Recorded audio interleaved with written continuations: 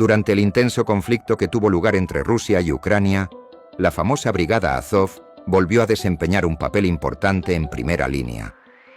La Brigada Azov fue responsable de la destrucción de búnkeres subterráneos rusos ocultos durante las hostilidades que tuvieron lugar en la región de Kharkiv el otro día. Esto sirvió también como demostración oficial de la mano dura de Ucrania a las tropas rusas estacionadas en la región.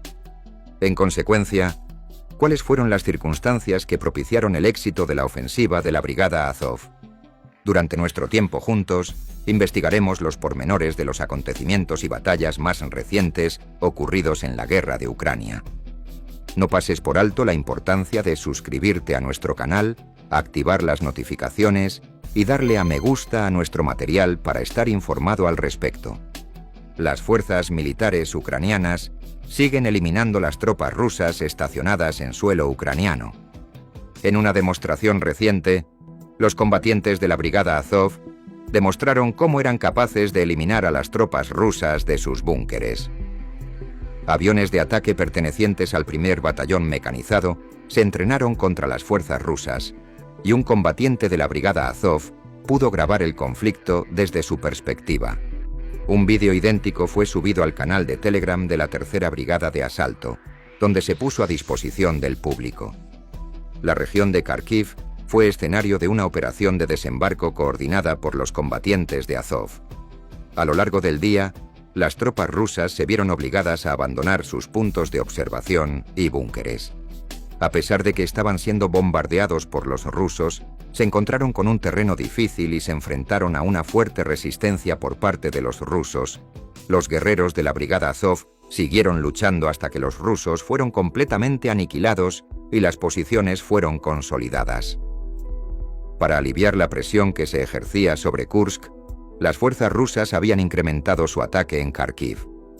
Al mismo tiempo que se libraban encarnizados combates entre las fuerzas rusas y las ucranianas, los ucranianos se encontraron en una situación muy precaria. Sin embargo, la situación en la región se vio alterada a raíz de la incursión que el regimiento Azov llevó a cabo contra los soldados rusos. El territorio fue capturado por las fuerzas ucranianas, y las fuerzas rusas se vieron obligadas a retirarse antes de que pudieran hacerlo. Anteriormente se afirmó que la Unidad de Operaciones Especiales de las Fuerzas Armadas de Ucrania lanzó una operación contra la logística del ejército ruso en la región de Kursk. El objetivo de este ataque era disminuir las capacidades defensivas de las tropas rusas. Como resultado del incidente fueron destruidos 7 vehículos, entre ellos 5 pontones. Los oficiales han informado de que las tropas ucranianas siguen infligiendo pérdidas a las tropas rusas en todos los frentes actualmente. Recientemente, miembros de la 63ª Brigada Mecanizada separada de las Fuerzas Armadas ucranianas lanzaron un ataque contra el lugar de desembarco donde estaban posicionados los rusos. El ejército ucraniano sometió a los militares rusos a una dura prueba. Según Oleksandr Syrskyi, comandante en jefe de las Fuerzas Armadas de Ucrania, las fuerzas de defensa ucranianas lograron detener el avance de las fuerzas rusas en la línea del frente en dirección a Pokrovsk. En el transcurso de los últimos 6 días, no se ha informado de ningún avance ruso. En una entrevista que tuvo lugar hace unos días, Syrskyi explicó esto. Según él, las fuerzas armadas impidieron a los rusos maniobrar y reforzar sus fuerzas, negándoles la posibilidad de perseguir sus objetivos. Según Syrskyi, los rusos no han hecho ningún progreso en dirección a Pokrovsk en los últimos 6 días, lo que equivale a 1 metro. Dicho de otro modo, nuestro plan está demostrando su eficacia. La capacidad de los atacantes para maniobrar y desplegar refuerzos desde otras direcciones ha sido erradicada gracias a los esfuerzos de nuestros defensores. Además, Syrskyi mencionó que este deterioro también se experimentó en otras regiones. Además, el comandante en jefe de las Fuerzas Armadas observó que la intensidad de la ofensiva, así como la cantidad de bombardeos de artillería, habían disminuido. Anteriormente, el presidente Volodymyr Zelensky hizo una declaración sobre las difíciles circunstancias a las que se enfrentan los defensores ucranianos en el departamento de Pokrovsk. El presidente de Estado subrayó que el objetivo principal de las fuerzas de defensa en este sector de la línea del frente es eliminar el mayor número posible de fuerzas armadas rusas. Según el Estado Mayor de las Fuerzas Armadas de Ucrania, la situación en la dirección Pokrovsky de la región de Donetsk sigue siendo difícil. Esto es algo que debe tenerse en cuenta. En el transcurso del día anterior tuvieron lugar 42 combates en este sector del frente. Estas batallas tuvieron lugar en los asentamientos de Suka-Balka, Panteleimónivka, Zelenepole, Vozdvishenka, Novotroitske, Grodivka, Mirolyubivka, Novogrodivka y Mikhailivka.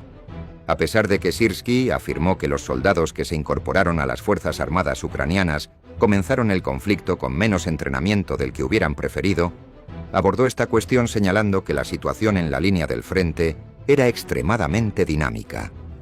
En el transcurso de las últimas 24 horas, se han producido 151 incidentes de lucha en el campo de batalla de Ucrania entre miembros de las fuerzas de defensa ucranianas y fuerzas rusas.